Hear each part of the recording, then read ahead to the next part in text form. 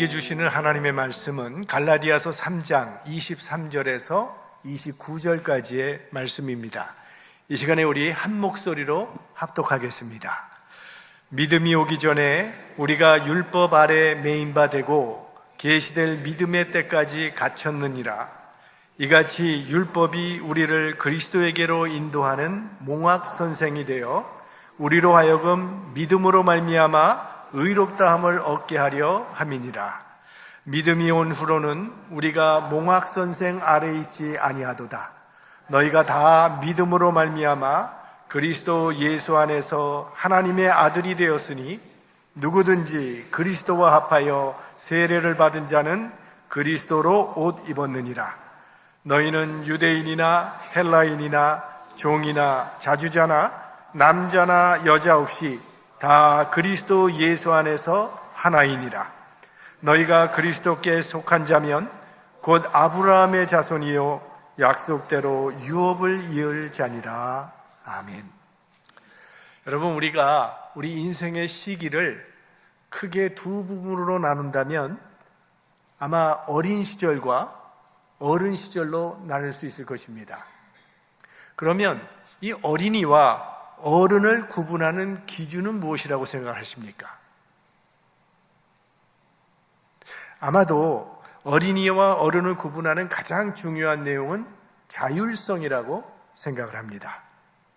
그러니까 어린이는 다른 사람이나 어떤 규칙으로부터 지배를 받는 그런 존재죠. 야, 학교 갈 시간이다. 일어나라. 밥 먹어라. 숙제했니? TV 좀 그만 봐라. 이게 어린아이들의 삶이에요. 근데 어른이 되면 이제 모든 것을 스스로 알아서 하는 거죠. 그리고 그것에 대해서 책임을 주는 그런 존재가 되는 겁니다. 그러니까 어른이 되었다고 하는 말은 이제 자율성을 가지고 살아가는 존재가 되었다는 그런 뜻일 겁니다. 나이가 많아져서 연령적으로 보면 어른이 되었는데도 자기 스스로 행하지 못하는 사람을 우리는 어른아이라고 이렇게 부르잖아요. 근데 신앙적으로도 어린아이의 때가 있고 어른의 때가 있다는 겁니다. 언제가 어린아이의 때고 언제가 어른의 때일까요? 오늘 본문이 이에 대한 답을 주고 있습니다. 사도 바울은 역사를 아예 둘로 나눠버립니다. 하나는 믿음이 오기 이전과 믿음이 온 후로 이렇게 둘로 역사를 나누고 있는데, 믿음이 오기 전이라는 뜻은, 그리고 믿음이 온 후라는 뜻은 이건 예수 그리스도가 오시기 전과 후를 의미하는 것입니다. 자, 그럼 먼저 믿음이 오기 전은 어떤 상황이었는지 사도 바울께서 설명을 합니다. 자, 23절 말씀 같이 보겠습니다. 믿음이 오기 전에 우리가 율법 아래 매인 바 되고 계시될 믿음의 때까지 갇혔느니라. 그러니까 믿음이 오기 전은 율법 아래 매인 바 되고 율법에 갇혀 있었던 시대라고 말을 하는 거예요. 그러니까 율법에 매여서 자유함이 없는 그러한 시대였다는 것을 이야기하고 있습니다. 자, 갈라디아서가 쓰여진 목적에 대해서 제가 벌써 말씀을 여러 번 드린 것 같은데, 오직 믿음으로 구원 얻는다는 이 진리를 소화하기 위해서 쓰여진 책이 갈라디아서입니다. 왜? 율법주의자들이 믿음만으로는 부족하고 율법도 지켜야 구원받는다고 그런 주장을 했기 때문에 지금 갈라디아 교인들의 신앙이 흔들렸다는 그런 말씀입니다. 그래서 갈라디아서에서는 이 율법에 대한 이야기가 참 많이 나오는데요, 이 성경 전반에서 율법의 역할이 무엇이었는지를 성경 전체를 한 5가지 정도로 제가 요약을 해봤습니다. 첫째는 율법이란 범법함을 인하여 주어진 것이라는 거예요. 범법함을 인하여. 자, 갈라디아서 3장 지난 시간 19절 말씀 같이 보겠습니다. 그런즉 율법은 무엇이냐? 범법함을 인하여 더한 것이라. 우리가 죄를 짓지 않는다면 율법은 필요 없습니다. 법을 어기는 사람이 없다면 경찰도 필요 없습니다. 그러나 죄를 짓기 때문에 율법이 주어진 것이고 또 경찰이 필요하게 된 거죠. 그러니까 율법이라는 것은 범법함을 인해서 부득불 생긴 것이라는 거예요. 죄를 짓기 때문에 인간은. 그게 첫 번째 율법의 역할이라고 볼 수 있고요. 두 번째, 이 경고의 역할을 하고 있습니다. 여러분, 이번 주간이 보니까 노동절 연휴예요. 이제 이런 노동절 연휴에도 연휴가 오면 라디오 방송에서 꼭 방송하는 게 있더라고요. 음주 단속이 있을 테니까 음주운전하지 말라고, 그런 이야기를 꼭 라디오에서 하는 걸 듣게 돼요. 음주운전을 하면 징역을 살게 된다라는 그런 법이 있기 때문에 음주운전을 안 하게 되는 거죠. 여러분, 드라이브하고 가다가 길가에 경찰차가 서 있으면 어때요? 속도를 줄이게 되죠? 그리고 아무래도 운전을 조심하게 됩니다. 어떤 경우는 365일 늘 그 장소에 경찰차가 서 있는 그런 경우 보셨습니까, 여러분? 365일 늘 그 장소에 경찰차가 서 있어요. 들여다보면 경찰은 없어요. 왜 있는 거죠? 경고 역할을 하는 거죠. 무법천지라는 말이 뭡니까? 법과 질서가 사라진 혼란한 상태. 그러니까 법이 없는 사회는 질서가 없어지고 사람이 살 수 없는 그러한 사회가 된다는 뜻이겠죠. 그러니까 세상에서 도둑이 가장 없는 나라 중 하나가요, 사우디아라비아라고 그래요. 도둑질하면요, 손을 잘라버린대요. 무서워서 못하는 거죠. 그러니까 율법이라는 것은 인간을 향한 하나님의 경고문이라는 거예요. 세 번째, 율법의 역할은 은혜가 율법보다 더 우월하다는 것을 알려주는 역할을 합니다. 구약의 율법은 대표적으로는 눈에는 눈, 이에는 이, 그게 구약의 율법입니다. 근데 신약의 법은 뭔가 하면 이건 사랑의 법이에요. 은혜의 법이에요. 내 이웃을 사랑하되 원수까지도 사랑하라. 이게 신약 예수님께서 주신 그런 법입니다. 자, 구약의 율법은 누가 나를 눈을 다치게 하면 나도 그 사람의 눈을 다치게 하라는 거예요. 여러분 기억하는 분들도 계실지 모르겠습니다. 아주 오래전에 이란에서 세계가 주목할 만한 그런 판결이 나온 적이 있어요. 그건 무슨 사건이었냐면 한 남성이 여성에게 구애를 했습니다. 그런데 거절을 당하니까 이 남성이 여성의 얼굴에 황산을 뿌려버렸어요. 그래서 심각한 화상을 입게 되었고 두 눈이 실명을 했습니다.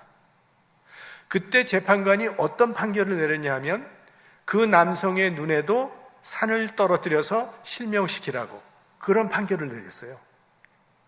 그런데 피해자가 가해자를 용서했기 때문에 그건 집행되질 않았습니다. 그때 여성이 무슨 이야기를 했냐면 눈에는 눈이 정의이지만 용서는 인간성을 회복시키는 길이라고 그런 말을 했어요. 그래서 은혜의 법이 율법보다 우월하다는 것을 보여주는 거죠. 그런데 사실 이 은혜와 율법은 적대 관계에 있는 것은 아닙니다. 구약의 법과 신약의 법은요, 전혀 다른 것 같이 보이지만 흐르는 맥이 같다는 거예요. 자, 구약의 율법은 원수의 다리를 부러뜨리게 되면 어떻게 돼요? 내가 저 원수를 내가 저건 봐줄 수가 없다. 내가 가서 다리를 부러뜨려야 되겠다 하고 무기를 들고 원수를 향해서 가고 있어요. 그러면 원수의 다리를 부러뜨리는 그 심판이, 그거에 대한 심판이 뭐예요? 내 다리를 부러뜨리게 된다는 거죠. 그러니까 원수의 다리를 부러뜨리면 내 다리도 부러지는 거예요. 그러니까 원수와 나는, 이웃과 나는 남이 아니라는 거예요. 이웃이 곧 내가 된다는 것이죠. 그래서 구약의 율법과 신약의 법은 그렇게 다르지가 않다는 거예요.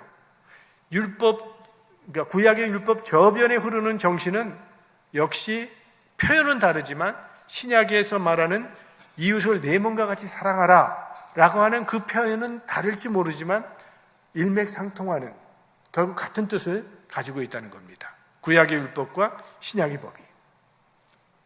그 다음에 네 번째로 율법은 거울의 역할을 합니다. 자, 거울이라는 것은 자신의 모습을 보여주는 거죠. 거울을 통해서 내 자신의 모습을 발견하게 되는 겁니다. 그러니까 율법은 이 거울과 같다는 거예요. 우리의 허물과 죄가 무엇인가를 드러내 줍니다. 하지만 우리의 죄를 사하여 줄 능력은 없어요. 이것이 율법의 한계입니다. 그래서 마틴 루터는 말하기를 율법은 인간에게 더 나은 삶을 살라고 주신 것이 아니라 오히려 그렇게 살 수 없다는 것을 깨닫게 해주려고 주신 것이다. 이렇게 얘기를 했어요. 그래서 바울은 율법을 뭐라고 부르냐면 죽이는 법이다. 이건 사망의 법이라고 말을 했어요. 왜? 죄는 지적을 다 해놓고 그 다음에 구해주지는 못하기 때문에. 고린도후서 3장 6절 말씀, 사도 바울의 말씀입니다. 함께 보겠어요. 그가 또한 우리를 새 언약의 일꾼되게 만족하게 하셨으니 율법 조문으로 하지 아니하고 오직 영으로 함이니 율법 조문은 죽이는 것이요 영은 살리는 것이니라. 그러니까 율법은 죽이는 법이라고 얘기를 하고 있는 거예요. 그래서 하나님께서 인간에게 율법을 주신 것은 우리가 죄인이라는 사실을 깨달아 알게 하시기 위해서 줬다는 거죠. 죄인임을 알아야 그리스도를 찾게 되기 때문이에요. 그래서 가장 중요한 것은 다섯 번째 역할인데요. 율법의 가장 중요한 기능은 우리를 그리스도께로 인도해 주는 역할을 하는 겁니다. 왜? 이 세상에 죄가 없는 사람은 한 사람도 없으니까. 의인은 없나니 한 사람도 없다 그랬어요. 그리고 율법을 범한 사람은 반드시 죽음을 피할 수가 없어요. 왜? 죄의 삭은 사망이라고 했으니까 죄를 범한 사람은 반드시 죽임을 당하게 되어 있습니다. 그래서 그런 상황 속에서 결국은 하나님의 긍휼과 하나님의 자비와 하나님의 은혜를 갈망할 수밖에 없다는 거예요. 그리스도를 찾게 된다는 거죠.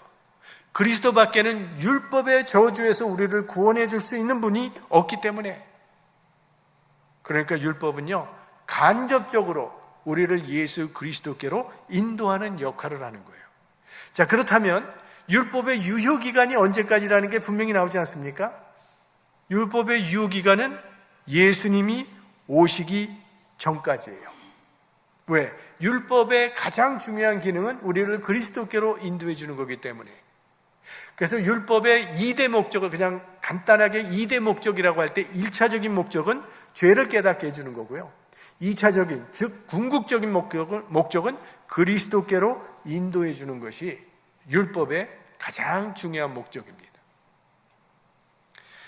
자, 근데 바울은 본문에서 이 율법이 어떻게 우리를 예수 그리스도께로 인도하는지를 설명해 주는데 아주 독특한 용어 하나를 사용하고 있습니다.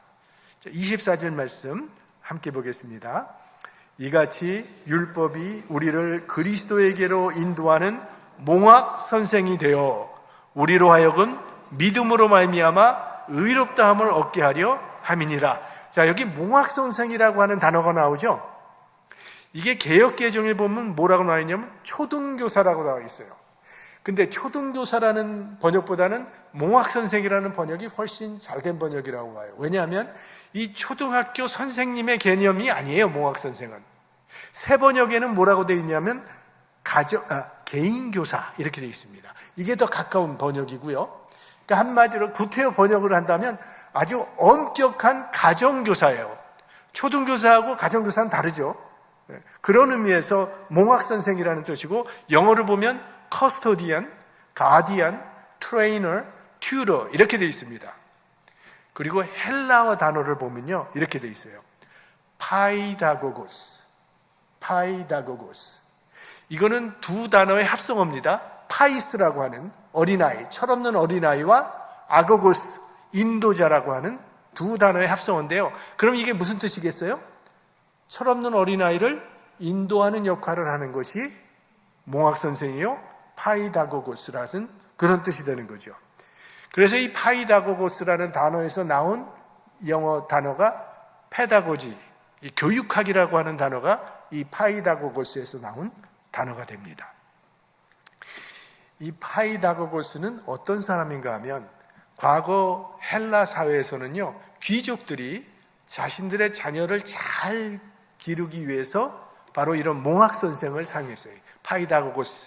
이 파이다고고스는 어떤 사람인가 하면 주로 그 귀족의 집에 있는 종 중에서 가장 신실하고 가장 총명하고 가장 예의 바르고 믿을 수 있는 그런 종 중에 한 사람을 뽑아서 그 자기 자녀를 맡는 이 몽학 선생의 역할, 파이다고고스의 역할을 할 수 있도록 그렇게 만들었습니다.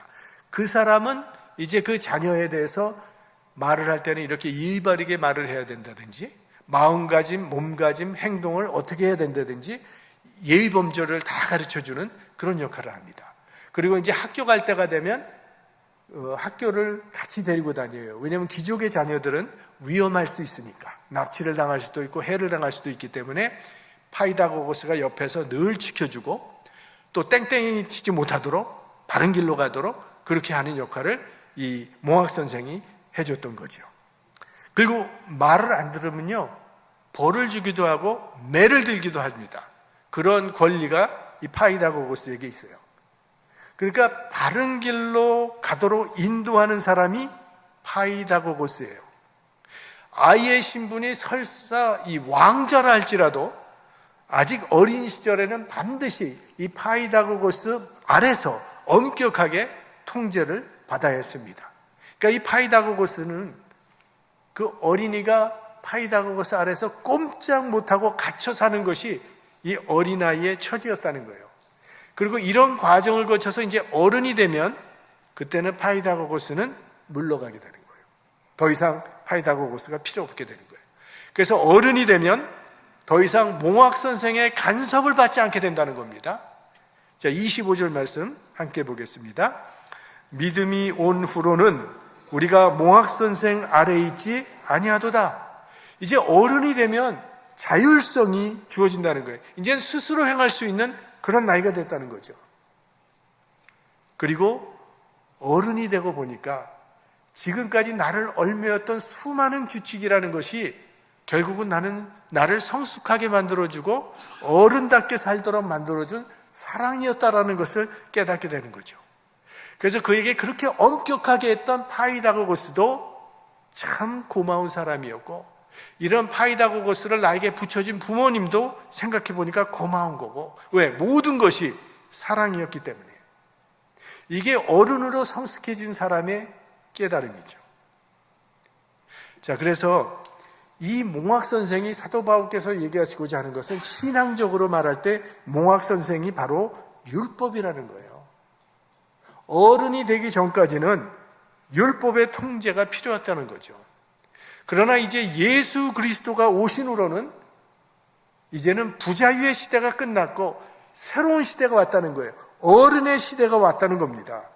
그러니까 예수님 믿기 전에는 우리는 율법에 매여서 두려움 가운데 살아야 했는데 늘 죄의식 속에서 하나님의 심판을 두려워하며 불안한 삶을 살았던 것이 율법의 시대였다는 거예요. 그게 어린이의 신앙과 같은 거였다는 그런 말씀이죠. 그러나 이제는 예수 그리스도로 인해서 심판의 두려움으로부터 자유함을 얻게 되었다. 예수 그리스도께서 나의 죄를 위하여 십자가에 돌아가셨기 때문에. 로마서 8장 1절 2절 말씀 함께 보겠습니다. 그러므로 이제 그리스도 예수 안에 있는 자에게는 결코 정죄함이 없나니 이는 그리스도 예수 안에 있는 생명의 성령의 법이 죄와 사망의 법에서 너를 해방하였습니다. 믿으세요? 지금 사도 바울이 이거 선포하는 거예요. 예수 그리스도 안에 있을 때 우리는 율법의 정죄함으로부터 이제 자유함을 얻게 된다는 그런 말씀을 하는 겁니다. 그러므로 다시는 율법으로 돌아갈 필요가 없다고 말을 하는 거예요. 왜? 율법은 성숙하지 못한 어린아이들을 훈련시키는 몽학 선생이기 때문이죠. 어른이 되어서 이제 믿음 안에서 자유를 누리게 있는 사람들이 율법으로 돌아간다는 것은 있을 수 없다는 그런 말씀입니다. 왜 바울이 이런 얘기를 하는 겁니까? 지금 갈라디아 교인들이 이들은 이미 예수 그리스도를 믿음으로 자유함을 얻어 사는 사람들인데 그 율법주의자들의 말을 듣고 다시 율법으로 돌아간다고 하는 것은 너네들 지금 어리석은 일을 하는 것이라고 그렇게 이야기하는 거예요. 어른이 되었는데 왜 어린이 시절로 다시 돌아가려고 하느냐는 그런 말씀이죠. 자, 그러면 우리 예수 믿고 구원받은 사람들은 율법이 필요 없는 것일까요? 우리는 예수 그리스도를 믿기 때문에 율법을 지키는 겁니다.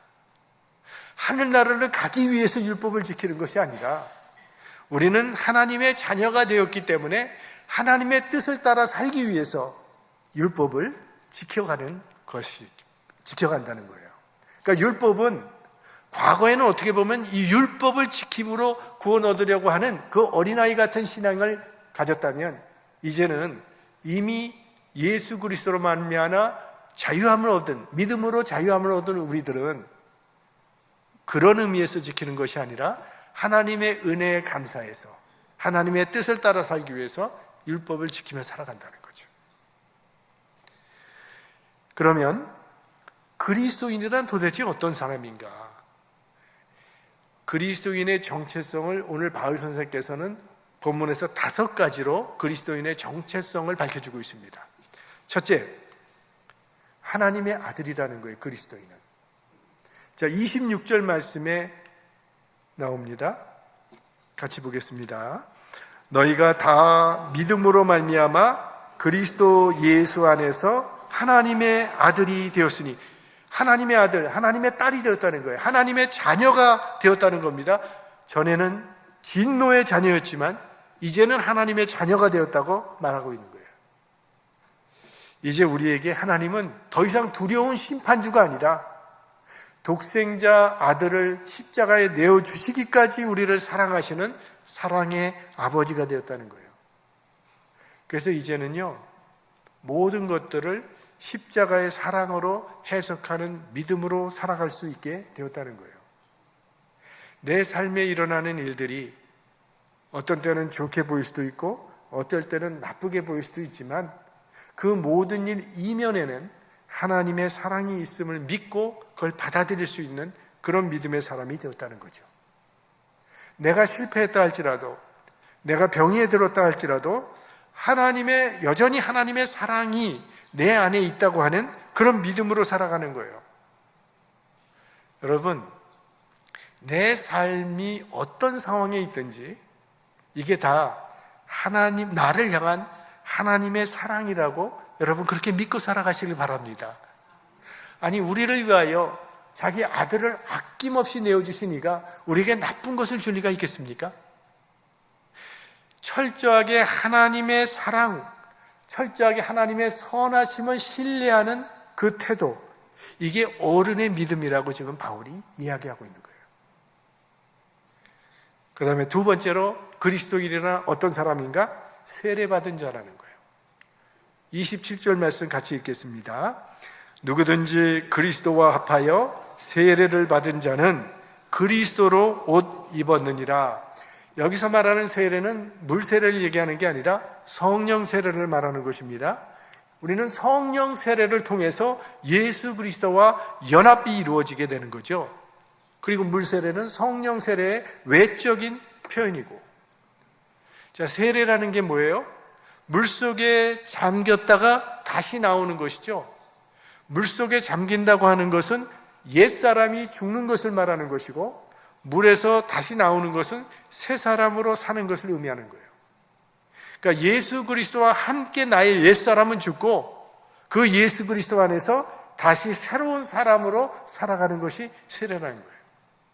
그리고 세례는 예수 그리스도와 연합하는 것이라고 했습니다. 그러니까 세례는 예수님과 하나가 되는 그런 상징이 세례예요. 그러니까 이제 나는 나 혼자의 운명이 아니라는 거죠. 우리가 결혼을 하게 되면 배우자와 한 운명이 되는 것과 똑같은 걸 이야기하는 겁니다. 이제 우리는 예수 그리스도와 공동 운명체가 된다는 거예요. 그러므로 예수 그리스도와 함께 죽는 자는, 예수 그리스도의 죽음에, 십자가의 죽음에 동참하는 자는 예수 그리스도의 부활에도 동참하는 자가 된다는 거예요. 세 번째로, 그리스도인이란 그리스도로 옷 입은 자. 아까 보면 그리스도로 옷 입었다 이렇게 얘기하고 있는데요, 이 그리스도로 옷을 입었다는 말은 신분이 달라졌다는 뜻입니다. 과거에는요, 신분에 따라서 옷이 구별되어 있었거든요. 귀족이 입는 옷이 따로 있었고, 서민이 입는 옷이 따로 있었고, 왕이 입는 옷이 따로 있었고요. 그러니까 옷을 보면 그 사람의 신분이 나타나는 거예요. 그러니까 예수 그리스도로 옷 입은 자라는 것은요, 새로운 신분을 얻게 됐다는 거예요. 새로운 신분의 사람이 되었다는 거죠. 그렇다면 이제 우리는 그 새로운 신분에 걸맞는 삶을 살아야 한다는 거예요. 우리를 통해서 하나님의 영광이 드러나고 하나님의 나라가 확장되도록 살아가야 한다는 그런 말씀입니다. 네 번째로 평등이에요. 하나라는 거예요. 똑같다는 거예요. 자, 28절 말씀입니다. 함께 읽습니다. 너희는 유대인이나 헬라인이나 종이나 자주자나 남자나 여자 없이 다 그리스도 예수 안에서 하나이니라. 하나라고 얘기를 해요. 평등하다는 거예요. 자, 우리가 사도 바울을 통해서 빌립보 교회가 개척되는 것을 우리 사도행전을 통해서 살펴보았는데요. 이 빌립보 교회의 개척 멤버들을 여러분 생각해 보면요, 이 굉장히 다른 사람들이 개척 멤버가 됐습니다. 먼저는 루디아라고 하는 여인. 이 여인은 굉장히 하나님을 경외하는 그런 여인이라고 했어요. 그 거룩하고 성실한 삶을 살아가는 그런 여인이었고, 상류층에 속하는 아주 부유한 그런 여인이었습니다. 루디아는. 그런가 하면 귀신에 사로잡혀서 점을 치던 여종도 있었어요. 근데 바울로 인해서 치유받고 예수 믿게 돼서 빌립보 교회의 교인이 된 거예요. 그런가 하면 로마 제국의 하수인 역할을 하던 간수도 빌립보 교회의 창립 멤버가 된 겁니다. 그러니까 이 빌립보 교회를 생각해 보시면 그 창립 멤버들이요, 아주 사회적으로 경제적으로 전혀 다른 사람들이 그 교회를 구성하고 있었어요. 그런데 바로 그 빌립보 교회가 사도 바울의 선교 사역을 처음부터 끝까지 협력해 주었고, 바울의 목회에 가장 기쁨을 주었던 교회가 빌립보 교회예요. 이게 하나님의 교회의 아름다움이요, 신비예요. 이런 말 하는 사람들이 있지 않습니까? 저 사람은 우리와 격이 달라. 저건 급이 안 되는 사람이야. 저런 사람과는 우리가 같이 다닐 수가 없지. 그냥 우리끼리 모입시다. 이런 말 하고 다니는 사람들이 있습니다. 주님이 우리를 보고 한번 그렇게 말했다고 가정을 한번 해보세요. 내가 너는 너의 행동이나 말하는 거나 볼 때 넌 구원받을 급이 안 되는 놈들이야. 그래서 어쩔 수가 없겠다. 내가 구원할 수가 없겠어. 만약 주님께서 우리를 향해서 그런 말을 하셨다면 그거에 대해서 항의할 수 있는 사람이 있겠습니까? 우리 중에? 그런 주님의 말씀에 대해서 항의할 수 있는 자격이 있는 사람 한 사람도 없을 거예요. 우리는 주님의 사랑을 받을 자격이 없는 사람인데, 그런 우리들을 예수 그리스도께서 은혜로 가족으로 품어주셨다는 거예요. 우리 모습 그대로를 받아주셨기 때문에 오늘 우리가 이 자리에 앉아 있는 거죠. 그리고 성경은 그게 복음이라고 말을 합니다. 그렇다면 우리들도 그 복음의 가치를 이웃과 함께 나누어야 할 것입니다. 우리 플러턴 교회 성도님들은 우리 복음 안에서 다 하나가 되어서 복음의 영광을 드러내는 우리 주님의 교회가 될 수 있기를 소망합니다. 이제 마지막으로 보겠는데요. 마지막으로 아브라함의 자손, 그리스도인은 아브라함의 자손이라고 말을 합니다. 자, 29절 말씀 같이 읽겠습니다. 너희가 그리스도께 속한 자면 곧 아브라함의 자손이요 약속대로 유업을 이을 자니라. 예수 그리스도 안에서 우리는 아브라함의 자손이라고 그렇게 말을 하고 있어요. 혈통으로는 우리는 아브라함의 자손이 아니에요. 하지만 아브라함이 믿음으로 의롭다함을 얻은 것처럼 우리들도 믿음으로 의롭다함을 얻었기 때문에 우리는 영적으로 아브라함의 자손이 된 거예요. 그 아브라함의 자손에게는 약속된 유업이 있다고 말을 합니다. 그 약속된 유업이라는 게 뭐겠어요? 영원한 하나님의 나라가 약속되어 있다. 이렇게 얘기하고 있어요. 그러니까 우리 그리스도인들은 사실은 이 땅을 살아가고 있지만 이 땅의 삶보다도 영원한 하나님의 나라를 소망하면서 살아가는 사람들 아니에요. 우리는 이 세상으로 끝나는 것이 아니라 영원한 하나님의 나라를 유업으로 약속받은 사람들이라는 거예요. 그게 우리뿐만이 아니라 우리 이웃들도 함께 하나님의 나라를 얻을 수 있도록 여러분 열심히 복음을 전하시기를 바랍니다. 이제 말씀을 마치겠습니다. 자, 사도 바울께서는 신앙에도 어린아이 때도 있고 어른의 때도 있다고 말하는 거예요. 어린아이의 신앙은요, 율법 아래서 두려워하면서 의무적으로 누군가의 통제를 받아야만 유지되는 신앙이, 그게 어린아이의 신앙이라는 거예요. 어른의 신앙은 예수 그리스도 안에서 자유함을 누리면서 모든 것을 스스로 자율적으로 감당하는 신앙, 이게 어른의 신앙이라고 이야기를 합니다. 우리 모두 이 어린이의 신앙을 벗어나서 믿음 안에서 자유와 책임을 누리는 성숙한 하나님의 백성으로 서시기를 주의 이름으로 축원합니다.